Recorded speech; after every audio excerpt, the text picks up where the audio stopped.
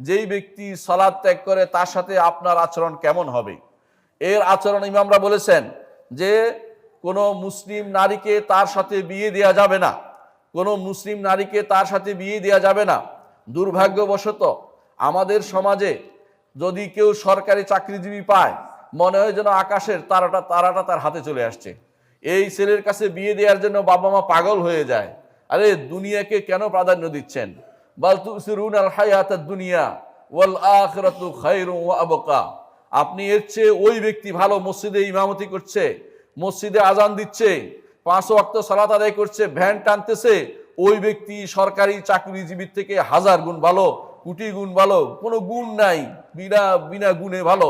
কোনো রকমের তার সাথে কোনো মুয়াজানায় যাওয়া যাবে না, কোনো রকমের তুলনা করার সুযোগ নাই। কারণ যার ঈমান নাই সে সবচেয়ে নিকৃষ্টতম, পশুর চেয়েও খারাপ। আল্লাহ বলেছেন বালহুম আদল, এর চেয়েও পশুর চেয়েও নিকৃষ্ট। ওই পশুর সাথে আপনি কেন বিয়ে দিবেন আপনার মেয়েকে? অনেক মেয়েরা আমাদের কাছে অভিযোগ করে যে আমার বাবা জোর করে বিয়ে দিতে চায় এমন লোকদের সাথে যারা সালাত আদায় করে না, দিন মানে না। কিন্তু আমাদের তো কিছু করার নেই, আমরা তো অভিভাবক নই। তার অভিভাবক যেহেতু অন্যায় করছে, এই মেয়ের জন্য ভালো মেয়ের সাথে, ভালো ছেলের সাথে বিয়ে হওয়ার জন্য প্রয়োজনে রাষ্ট্রীয় সাহায্য নেওয়া তার জন্য বৈধ হয়ে যাবে। কারণ দ্বিতীয় যে জিনিসটি হচ্ছে সেটা হচ্ছে, যেটা হবে, প্রথম বলেছি মেয়ে কোনো যে সালাত আদায় করে না তার সাথে কোনো মেয়ে বিয়ে দেওয়া জায়েজ হবে না। দ্বিতীয় হচ্ছে তার যে ব্যক্তি সালাত আদায় করে না সে তার সন্তানের উপরে ওলি হইতে পারবে না। অর্থাৎ তার সন্তান যদি দিনদার হয় তাহলে ওই ব্যক্তি তাকে বিয়ে দেওয়ার অধিকার থেকে বঞ্চিত হবে এবং তার সাথে কোনো সম্পর্ক রাখা থেকেও বঞ্চিত হবে। এর অর্থ হচ্ছে এই ব্যক্তি নিজেও ঠকেছে, আর ওই ব্যক্তিও, যে ব্যক্তি সালাত আদায় করে না, কোনো মুসলিম নারীর স্বামী হওয়া থেকেও সে বঞ্চিত হবে, স্বামী হতে পারবে না। 3 নম্বর, তার জবে করা কোনো কিছু কেউ খেতে পারবে না। অর্থাৎ সালাত আদায় করে না, সে যতই বিসমিল্লাহ বলে জবে করুক কাজ হবে না, কারণ সে মুরতাদ, আর মুরতাদের কোনো কিছু খাওয়া যায় না।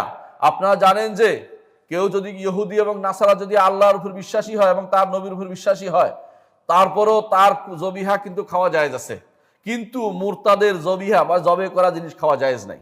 এই জন্য যে ব্যক্তি সালাত ত্যাগ করেছে, সালাত ত্যাগ করে ইচ্ছাকৃত সালাত ত্যাগকারী বা অস্বীকারী, তিনি যত বড়ই হন না কেন, যত বড় অফিসার হন না কেন, অফিসার বা অফিসার যা বলেন, তাদের ওইটা দিয়ে তাদের কোনো জবাই করা জিনিস খাওয়া যাবে না।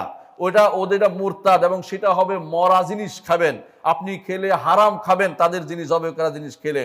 3 নম্বর একটা। 4 নম্বর হচ্ছে কেউ তার থেকে ওয়ারিশ হবে না, তার সম্পদের ওয়ারিশ কেউ হবে না। 5 নম্বর হচ্ছে সেও কারো থেকে ওয়ারিশ হবে না। অর্থাৎ আপনার যেই সন্তান সালাত আদায়কারী নয়, সালাত পরিত্যাগকারী, আপনি ভালো করে জানেন আপনার দায়িত্ব হবে তাকে বঞ্চিত করা। কারণ বলতে পারেন যে সে বঞ্চিত করছে কেন? বঞ্চিত করছে এই জন্য সে ইমানদার নয়।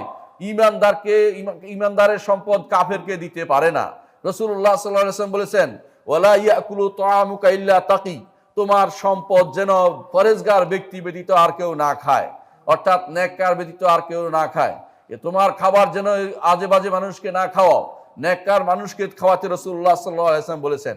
সুতরাং আপনার যে সন্তান সালাত আদায় করে না, আগে থেকে তাকে পরিপূর্ণভাবে বঞ্চিত করে রাখবেন এবং তাকে সে যেন কিছু নিতে না পারে, তাকে সম্পূর্ণ তাড়িয়ে দিবেন, বাড়ি থেকে, বাসা থেকে তাড়িয়ে দিবেন, কারণ সে আপনার সন্তান নয়। ইন্নাহু লাইসা মিন আহলিকা, ইন্নাহু লাইসা মিন আহলিকা, ইন্নাহু আমালুন গায়রু সালিহ, ফালা তাসআলনি মা লাইসা লাকা বিহি ইলম। নূহ আলাইহিস সালাতু ওয়াস সালামকে আল্লাহ তাআলা ধমক দিয়ে বলেছিলেন, এই সন্তান আপনার নয়। কেন? সন্তান যদি আপনার হতো, আপনার সুরত অনুসরণ করে চলতো, কিন্তু সে কুফরি এবং শিরকে বেছে নিয়েছে, সালাত পরিত্যাগ করেছে, সে আপনার সন্তান হইতে পারে না, আপনার কোনো সম্পদের ওয়ারিশ হতে পারবে না।